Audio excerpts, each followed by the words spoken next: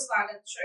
ભાજપ પ્રદેશ મહામંત્રી રત્નાકરજી સાહેબ પાળિયાદ પૂજ્ય શ્રી વિસામણ બાપુની જગ્યાના દર્શને પહોંચ્યા। તારીખ 2 જુલાઈ 2024 ને મંગળવારના રોજ પાળિયાદ પૂજ્ય શ્રી વિસામણ બાપુની જગ્યામાં ભાજપ પ્રદેશ મહામંત્રી રત્નાકરજી તેમજ બોટાદ જિલ્લા ભાજપ પ્રમુખ મયુરભાઈ પટેલ, રાણપુર એપીએમસી ચેરમેન કિશોરભાઈ ધાધલ સૌ ઠાકરશ્રી વિહડાનાથના દર્શને આવ્યા હતા અને જગ્યામાં પૂજ્ય ભૈલુ બાપુની શુભેચ્છા મુલાકાત કરી પૂજ્ય ભૈલુ બાપુ અને જગ્યાના સેવક જિગ્નેશભાઈ પ્રજાપતિ દ્વારા તેઓનું સન્માન કરવામાં આવ્યું।